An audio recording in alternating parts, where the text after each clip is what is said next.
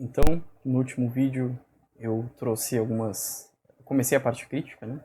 Mas trouxe críticas de outros autores, Jacob Coutat, o Wolfgang Smith, a Catherine Cornell, trouxe algo do Thomas Merton também.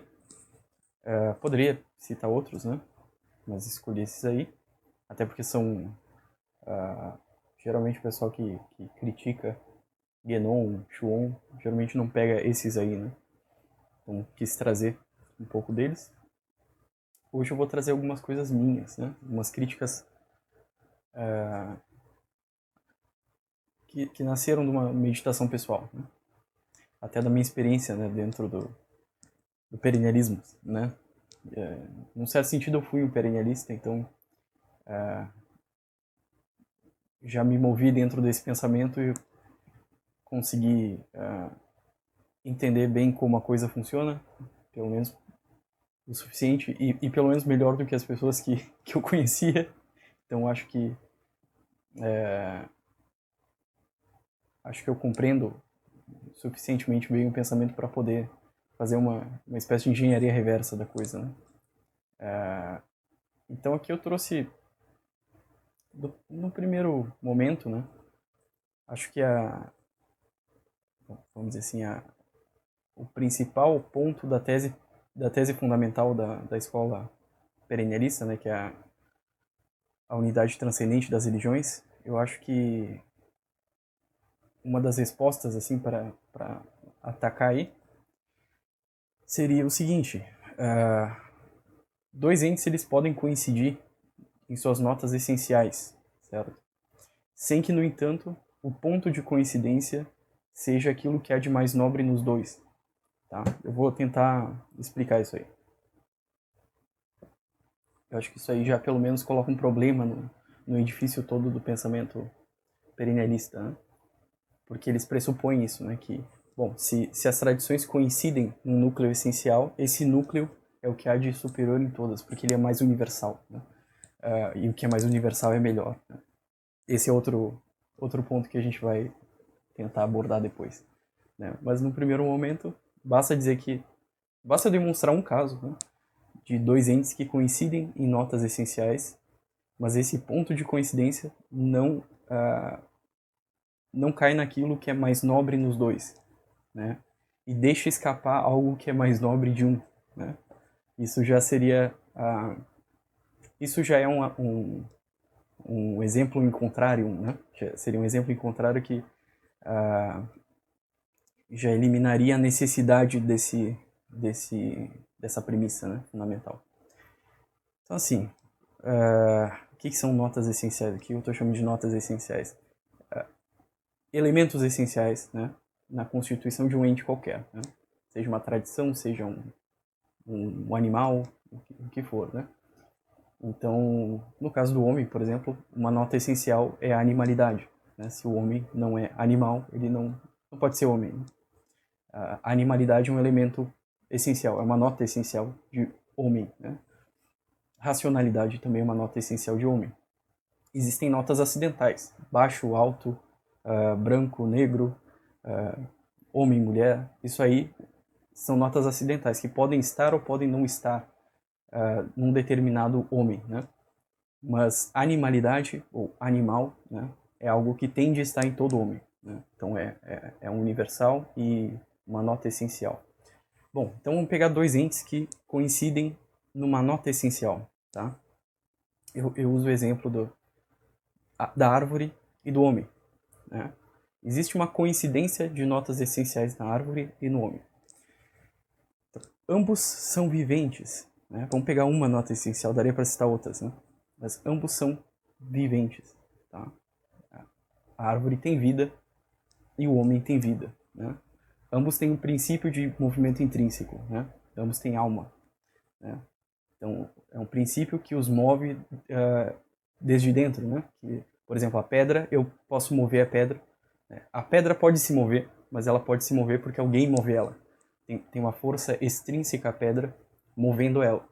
Mas no caso da planta, ela se move, por exemplo, no crescimento, e esse movimento é iniciado nela mesma. Né? Não é alguém empurrando de fora ela para crescer. Né? Então ela tem um princípio de movimento intrínseco. E esse princípio não é só, não move ela só a crescer, mas se organizar, se auto-organizar. Né? O homem também, ele tem um movimento intrínseco. Eu estou falando com vocês aqui, não tem alguém me empurrando para falar com vocês, né? Tem um princípio em mim que move meu corpo. Né? Então esse é um princípio intrínseco, isso que a gente chama de alma. Né?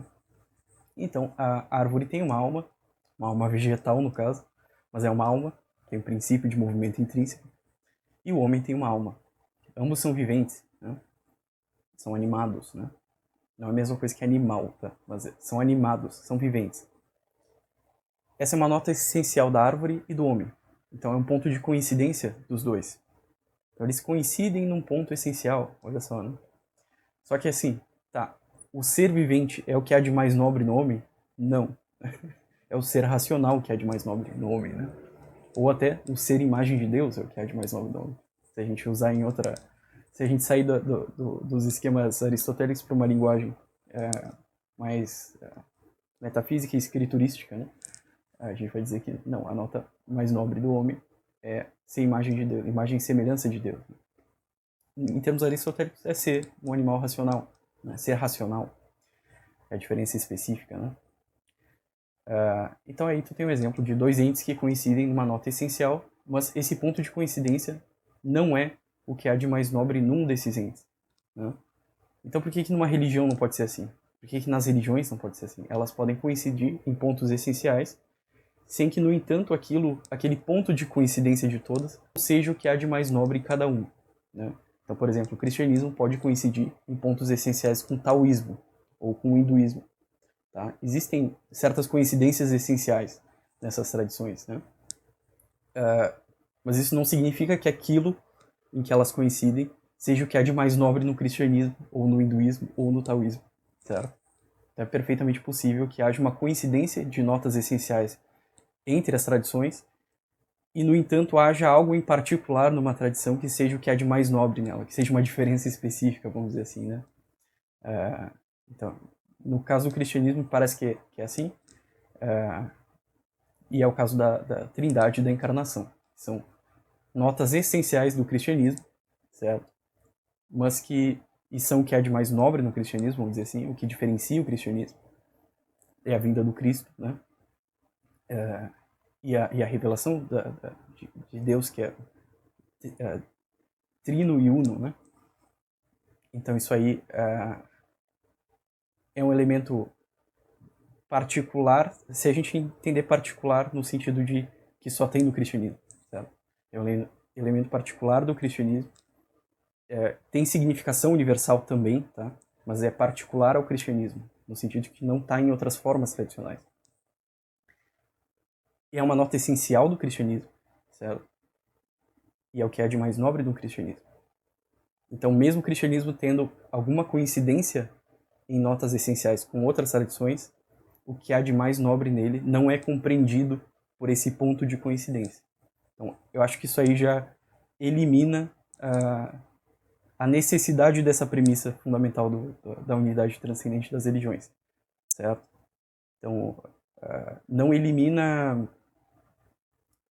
a tese, mas elimina a necessidade dessa premissa. Tá? Essa premissa não é necessária. Ela pode ser verdadeira, mas ela não é necessária. Eu acho que ela não é verdadeira, tá? Mas com certeza ela não é necessária. Tá? Então isso aí já deixa a coisa bem estável, né? E me parece que, assim, quando a gente estuda as religiões, a gente vê que ela é falsa mesmo. Mas a demonstração de que ela é falsa exigiria um exame das tradições, etc. Aí é o que é mais complicado de se fazer num vídeo, né?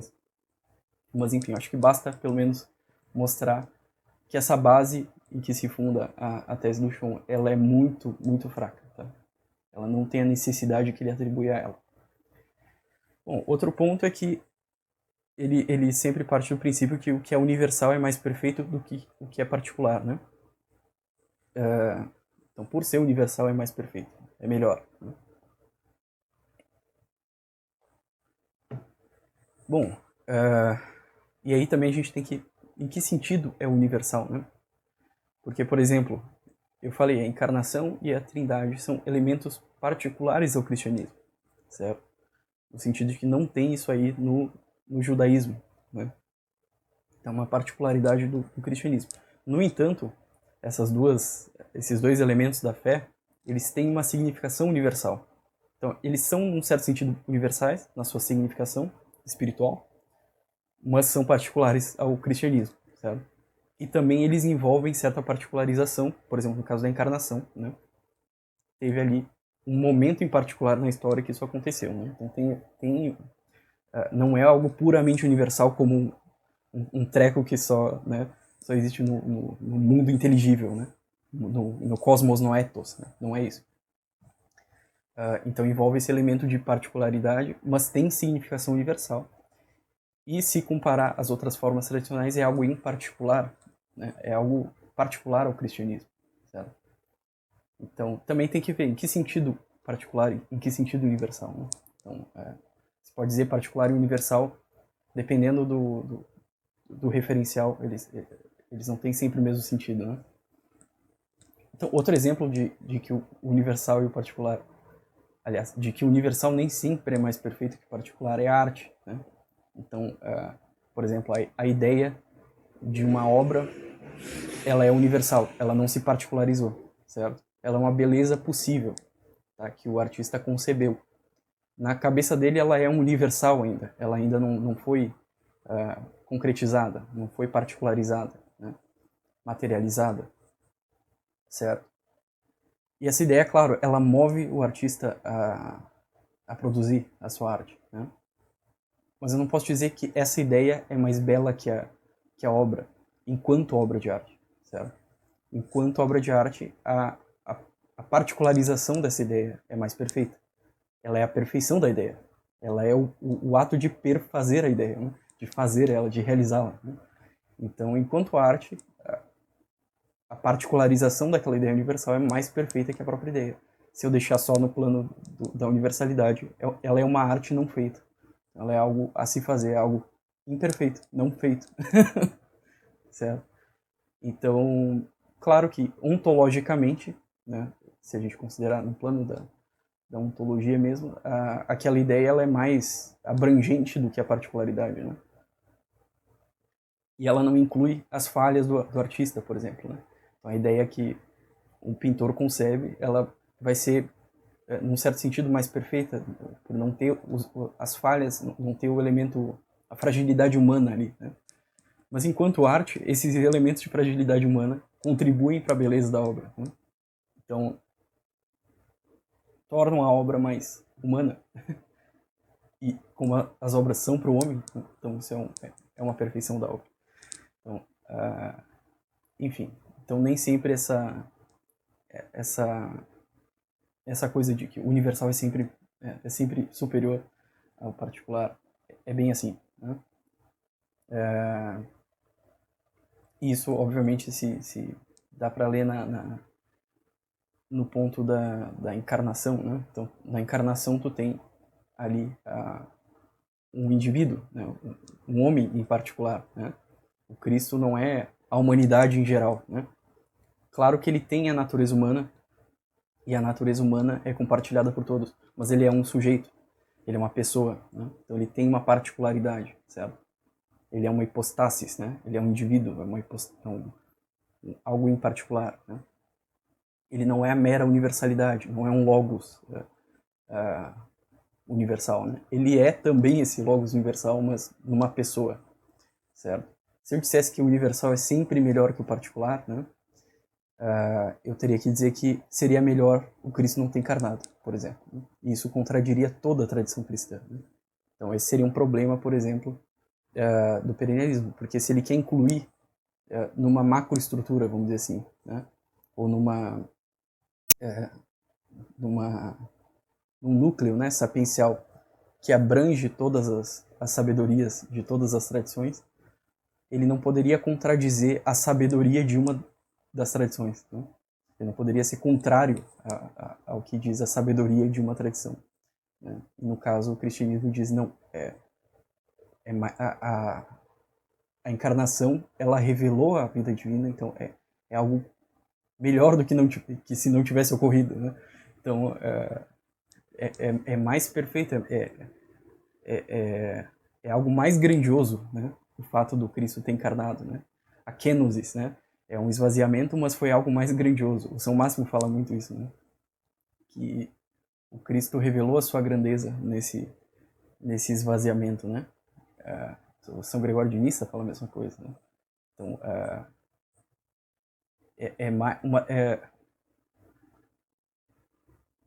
a fragilidade e a paixão do Cristo, né?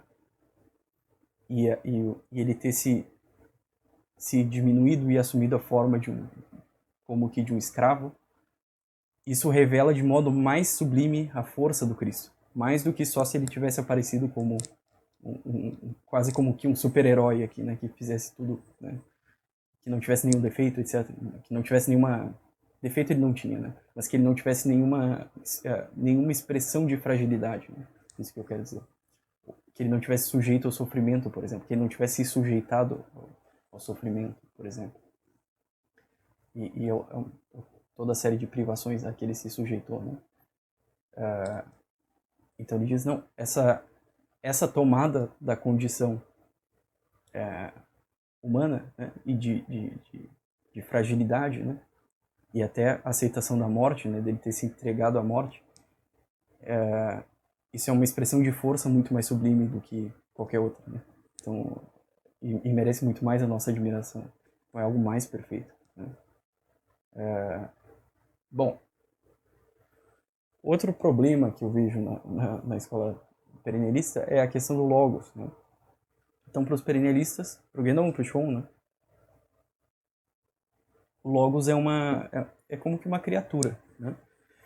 Essa é a visão islâmica também, né? O logos é o centro da criação, né? O verbo, né? Para o Guénon, ele é, e para o Schwann também, ele é muitas vezes identificado a Budi do hinduísmo, né? Da tradição védica, que eles traduzem às vezes como o intelecto universal, né? E é uma das manifestações de Prakriti, né? Então, quando eles falam do verbo divino, eles reduzem a esse Budi, né? Ou a esse logos como criatura, como primeira criatura, né? E isso, por que isso é uma crítica, né? Porque o cristão que se engaja com essas ideias, ele vai acabar reduzindo Cristo a isso, né? Ele vai acabar numa espécie de arianismo, né? Ele vai reduzir o logos a uma criatura. E isso é muito problemático para o cristão, né? Então, de novo, se o perennialismo, né, ele propõe uma solução, né, ele tem uma proposta sapiencial que inclui todas as sabedorias de todas as tradições, né, que abrange, né, e até excede às vezes, então ele não poderia contradizer, né, a sabedoria de uma das tradições em particular. E nesse caso ele contradiz, né, porque a tradição diz que não, o Cristo é Deus, né, o Verbo é Deus.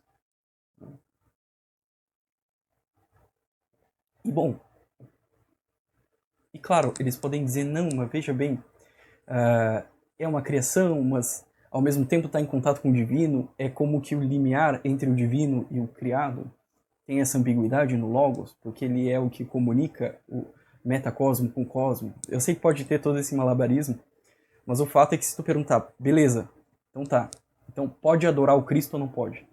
Pode se prostrar a ele e dizer, tu é Deus, né? Senhor, tu é Deus, eu te reconheço como Deus, né? Pode comer Eucaristia e, assim, isto aqui é Deus, de comer. Né? Não, sem fazer malabarismo mental, né? De que não, isso aqui é só um ponto, né? Uma reflexão de Deus na manifestação. Não, sem isso. É Deus ou não é? Pode se prostrar a ele ou não pode? Pode adorá-lo ou não pode? Né? Então, assim, do ponto de vista islâmico, não pode. Desculpa. Né? Então, e esses autores eram muçulmanos. Então, eu acho que eles iam dizer que não pode, né? Ou pode, mas tem que entender de outro jeito e, enfim.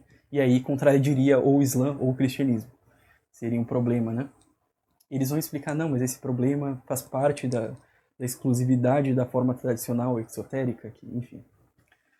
Mas o ponto é, pode adorar ou não pode, né? É Deus ou não é? Né? Então sempre tem uma série de explicações que no fundo não resolve o problema, né? Sempre essa ambiguidade, né, que não resolve o problema de modo algum. E, enfim, para os cristãos isso é um problema, porque coloca um elemento de confusão no centro da religião dele, né? Para o muçulmano isso não é tanto problema, né? Não é um problema, não tem problema nenhum, né? Só tem problema se o muçulmano começar a adorar a Cristo, né? Aí é um problema, né? Mas o que seria difícil aqui, né? Aceitando que o Logos é só o intelecto universal, que é só uma criatura, né? Uma primeira criatura, ainda que tenha uma certa ambiguidade, eu não vejo muito problema para o muçulmano, nem para o hindu, nem para outra tradição. Mas para o cristão isso é um problema, né? Prático e central. Tá? Então isso aqui já coloca um problema para a escola tradicionalista, perennialista, tradicionalista, na medida em que ela se propõe como uma expressão, né, de um núcleo sapiencial comum a todas as tradições. Se é comum a todas as tradições, não deveria conflitar com uma em particular. Bom, outro problema é que, assim, e aí uma crítica mais ao Schuon, tá? Que é a ideia mesmo de expor a metafísica integral, né, que o Schuon tenta fazer. Ele tem um livro chamado Resumo da Metafísica Integral, e a obra dele é uma espécie de tentativa de expressão dessa metafísica integral. Então a ideia mesmo de fazer isso em termos não confessionais, né, supraconfessionais, é problemática, não faz muito sentido, né? Porque a exposição dessa metafísica integral como que criaria uma forma tradicional, né? Porque isso segundo eles, né, acontece com toda a tradição, né? Toda forma tradicional é uma espécie de corpo, né, que manifesta o núcleo metafísico, um conhecimento de ordem metafísica, né, e veicula esse conhecimento de vários modos. É o que eu expliquei lá no primeiro vídeo. Então quem não viu, veja de novo o primeiro vídeo. Então esse conhecimento, como eu falei antes, ele é de ordem universal, né? A gente só tem acesso por um conhecimento direto, por uma intuição intelectual, né? Um conhecimento transformativo, etc, etc. E todas as expressões doutrinais são um conhecimento indireto, né? É um discurso, né? Então, bom, a metafísica integral ela é expressa num discurso, certo? E ela é a expressão desse conhecimento, se pretende pelo menos a expressão desse conhecimento metafísico de ordem suprarracional, etc, etc.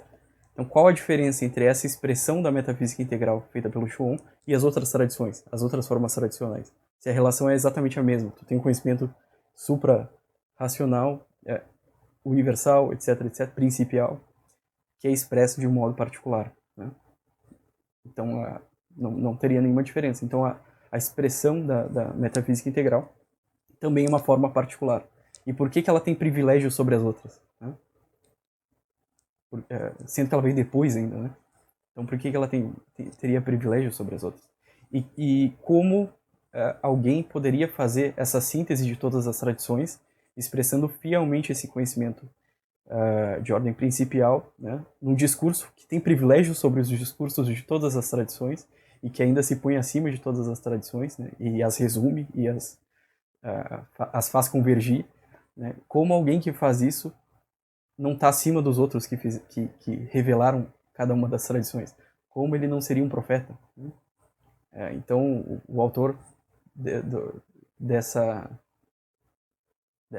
expressão, né, do esoterismo sapiencial teria que ser um profeta e talvez maior do que os outros, né? No caso o Schuon, bom, ele era muçulmano, ele estava sujeito a um outro profeta para ele, né, que é o Maomé. Como é que se explica isso, né? E se perguntasse para ele, e aí, tu é maior que o Maomé? Ou tu tá no mesmo nível que o Maomé? Ele responderia que sim, né? Talvez até sim, né?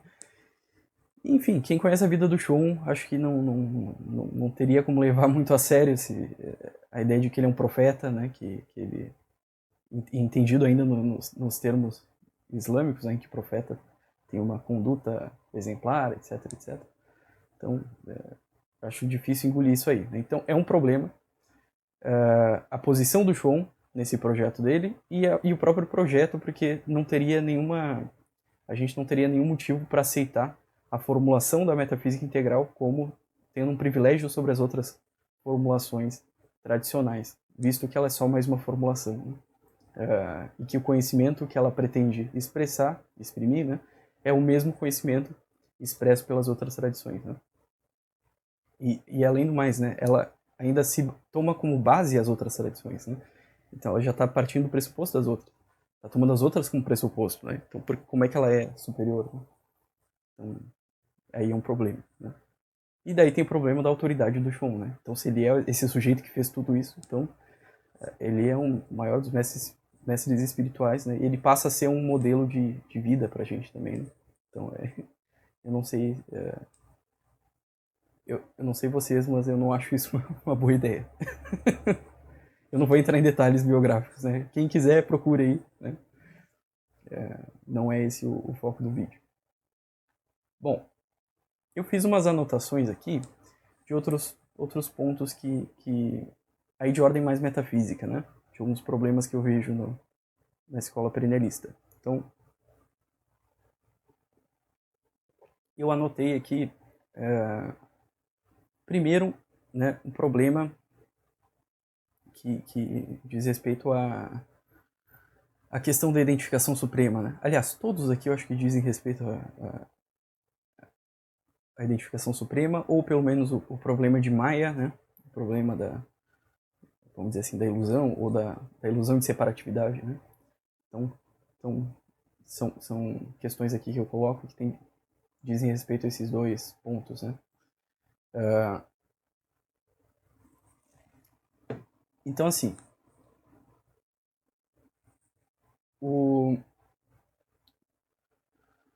no Tratado da Unidade, que alguns atribuem ao Ibn Arabi, eu já vi um amigo muçulmano que eu tenho me disse que não é do Ibn Arabi, que hoje em dia se reconhece que é de outro autor e tal.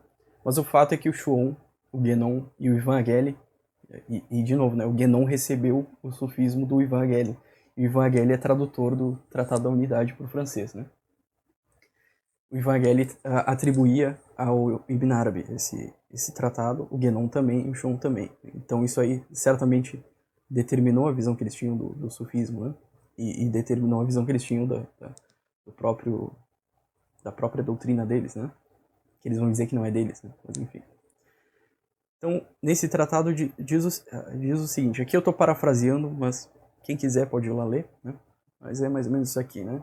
Ele diz, se não há outro ao lado de Deus, não pode alguém se aniquilar, né? Que é o termo sufi faná, né? Aniquilação. Que alguns sufis vão dizer que a aniquilação pelo menos é um estágio antes da marifa, a gnosis, né? Esse estado máximo de estado espiritual supremo, né? Vamos dizer assim. Então, a aniquilação, esse faná, é pelo menos um dos estágios dessa marifa, né? E no Tratado da Unidade se diz, se não há outro ao lado de Deus, não pode alguém se aniquilar, certo? Ele critica no caso, né? Ele diz, pô, como alguém pode dizer que faná, né, aniquilação, é a causa de marifa? Pois não há outro ao lado de Deus que possa se aniquilar, né? Então, aqui eu continuo, né? Para que alguém se aniquilasse, seria necessário que houvesse um outro, em primeiro lugar. Mas não há outro. Né? Essa é uma formulação não dual, né? Então não há outro além de Deus. Então não pode alguém se aniquilar, né? Para que só sobre Deus, né? Porque não há outro. Então a própria existência de um outro é uma ilusão. Né? Essa é a ideia aqui, né? Então eu coloco aqui alguns problemas, tá? Então, o problema que surge é este. Se não há outro, não pode haver ignorância. Avidya, né? Dos hindus. E aqui eu parti do Tratado da Unidade, mas esse é um tema que está nos perennialistas, está até no Advaita Vedanta, né? Então é um problema do não dualismo, né? Em qualquer formulação que ele apareça. Então, de novo, né? O problema que surge é esse. Se não há outro, não pode haver ignorância, avidya, visto que Deus é pleno conhecimento. E não havendo ignorância metafísica, não há necessidade de se buscar a realização. Em outras palavras, a ignorância não pode ser a causa da criatura. Né?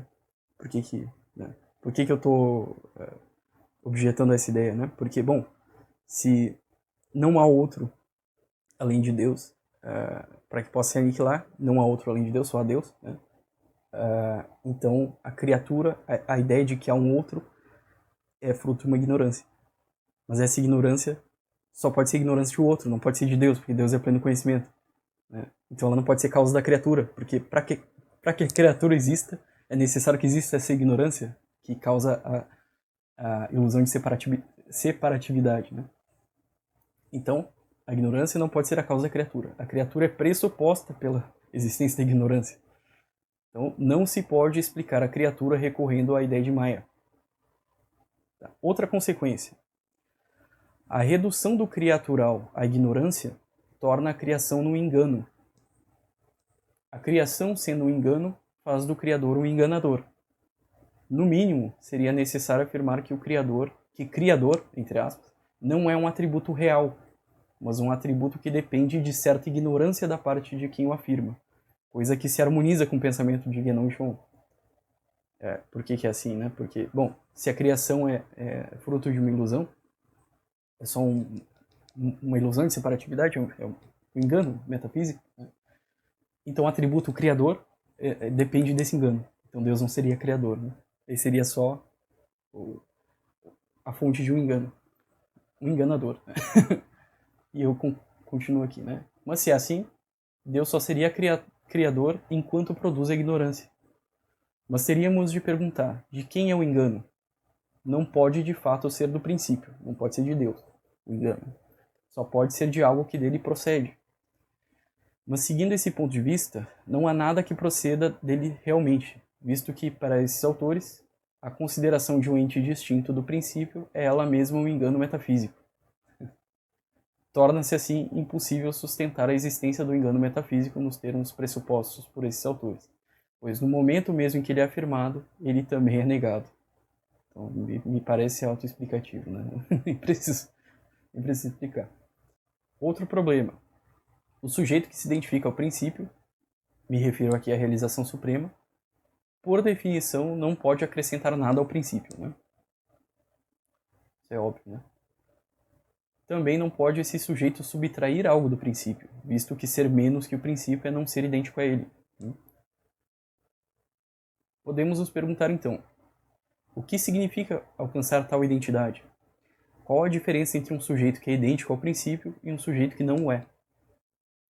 O que é idêntico ao princípio tem de sê-lo eternamente, visto que a identidade do princípio é eterna, certo? Então, se ele vai atingir a identidade com o princípio, e o princípio é eterno, a identidade dele é eterna, ele não poderia ter uma identidade com ele que não fosse eterna. O que não é idêntico ao princípio tem de ser distinto dele eternamente, pelo mesmo motivo. Mas note-se, não pode haver algo eterno que seja distinto do princípio, pois a eternidade só a ele convém. É que eu não estou falando de eviternidade, estou falando de eternidade. Tá? Então tem uma diferença entre eterno e eviterno. Tá? Aqui eu estou falando eternidade. A eternidade só a ele convém. Né? E no que diz respeito aos entes temporais e eviternos, eles são distintos do princípio justamente pelas condições que os determinam como temporais e eviternos. Portanto, sua distinção não é eterna. E se é assim, tal distinção não é real. Ela é uma ilusão. Tá? Aqui eu estou seguindo o pensamento deles.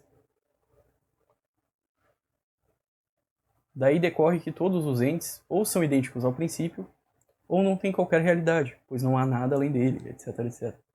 Os que buscam a identificação suprema, portanto, já a possuem sem estarem cônscios disso. Tá? Essa é uma conclusão que a gente chega aqui, partindo do ponto de vista deles. Tá? Isso não é a minha opinião. O não estar cônscio da identidade com o princípio seria a própria ignorância metafísica que constitui a dualidade, segundo esse ponto de vista. E esta seria a única diferença entre os realizados e os não realizados metafisicamente. A questão que se impõe é a seguinte: quem é que toma consciência da identidade suprema? não pode ser alguém distinto do princípio, pois a tomada de consciência de uma identidade que não se tem é falsa. Né? Ela só pode ser uma tomada de consciência do próprio princípio. Né? Ele tomando consciência da sua própria identidade. Né? Mas o problema que se segue é este. O princípio nunca deixou de ter consciência da sua própria identidade. E se afirmar que ele deixou de ter consciência da sua própria identidade, poderíamos nos perguntar se essa perda da consciência é eterna ou temporal / eviterna. Se for eterna, ela teria de coexistir com uma consciência da própria identidade. E teríamos de falar de dois aspectos do princípio, um que é cônscio e outro que não é. Essa duplicidade de aspectos parece coincidir com a distinção principal entre supraser e ser. Haveria, portanto, uma identidade comum entre os dois e ambos seriam coeternos, mas um seria sempre cônscio dessa identidade enquanto o outro a ignoraria eternamente. Um não poderia se converter no outro, por conseguinte. Mas o que significa afirmar um aspecto de ignorância do princípio, se não afirmar a coexistência e coeternidade da plenitude e de certa privação?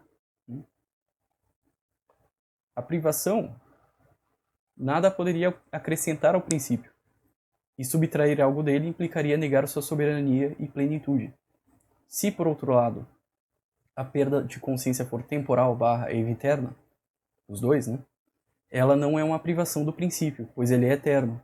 O que significaria, afinal, afirmar que o eterno perdeu algo no tempo ou no aevum, né? Se a eternidade não é ela mesma sujeita a tais condições? Né? Conclui-se, enfim, que a tomada de consciência da identidade com o princípio é impossível, pois ela nunca se perdeu. Tá? E aqui eu faço outra formulação. A busca da identificação suprema implica um trânsito.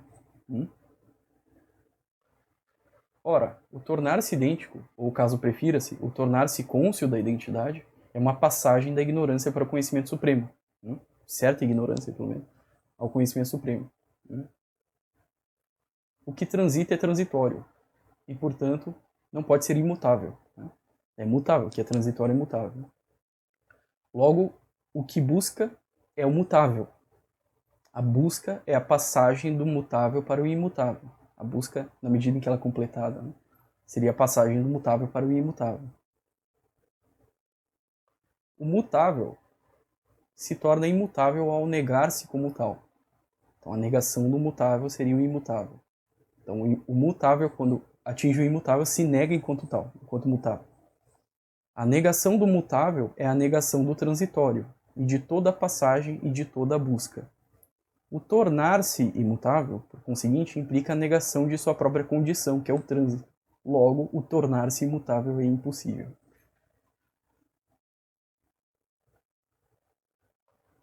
Outra formulação.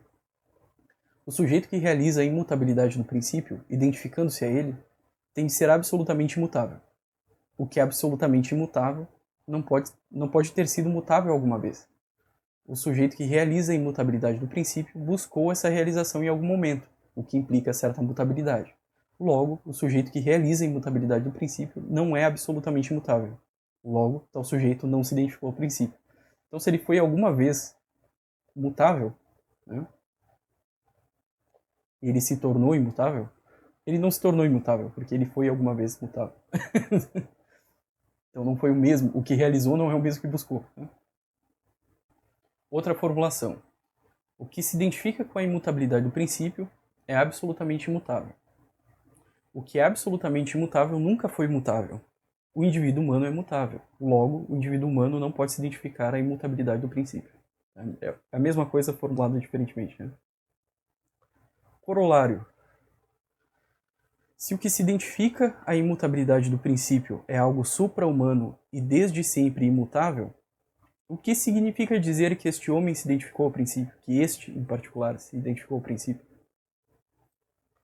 Qual a diferença entre o imutável deste homem e o imutável deste outro homem, se ambos coincidem no princípio? E se não há diferença, por que a realização de um homem não é a realização do outro? E ainda que fosse assim, como a realização é de um ou de outro, se o que é de cada um é necessariamente mutável? E se não é de nenhum, que diferença ela faz para cada um deles em particular? E se não faz diferença alguma nos casos particulares, que diferença ela faria no universal, visto que ao princípio nada foi subtraído ou adicionado? pois ele é desde sempre idêntico a si mesmo. Outra formulação. Se a identificação suprema implica a negação das condições criaturais, visto que estas são Maya, as condições criaturais são um obstáculo para a identificação, certo? Podem ser também veículos, né? Mas são obstáculos também. Se é assim, por que a criação? Poder-se-ia dizer que a condição criatural é uma oportunidade para a identificação suprema, né? O que eu acabei de falar.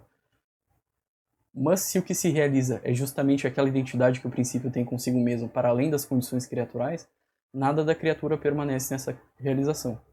Portanto, o estado que se realiza é precisamente idêntico à realidade pré-criatural, por assim dizer, né? Pré não no tempo, mas ontologicamente, né? Metafisicamente. Não seria melhor, pois, que a criação nunca tivesse surgido, né? Porque se o estágio pré-criatural já é igual à identificação suprema, por que surgiu a condição criatural, pô, se ela é só um obstáculo para a identificação? Então, não seria melhor que a criação nunca tivesse surgido? Se se disser que não, então se afirmará que algo de criatural permanece na realização suprema. E isso é dizer que a identificação não implica a negação das condições criaturais. Tais condições seriam assim atribuídas ao princípio, e este não seria incondicionado, porque as condições criaturais são condições, né? E se elas não forem atribuídas ao princípio, as condições criaturais, terão de ser atribuídas a algo que se identificou a ele. Ora, o que a ele se identificou não pode ser outro que ele, porque é idêntico a ele. Né? Em outras palavras, a identificação suprema é impossível. Tá? E assim, eu não vejo como derrubar o que está escrito aqui. Desculpa. Né? Então, esse vídeo eu acho que ficou mais curtinho que os outros. E eu não apresentei todas as minhas objeções, mas eu acho que é o suficiente para abalar a premissa fundamental da unidade transcendente das religiões, duas pelo menos, né? E mostrar a impossibilidade ou absurdo da identificação suprema nos termos que o Guénon e o Shon entendem. Né? E é isso, tá? Espero que tenham gostado. Não sei se vou gravar outro, vamos ver. Mas é isso, um abração. Fique com Deus.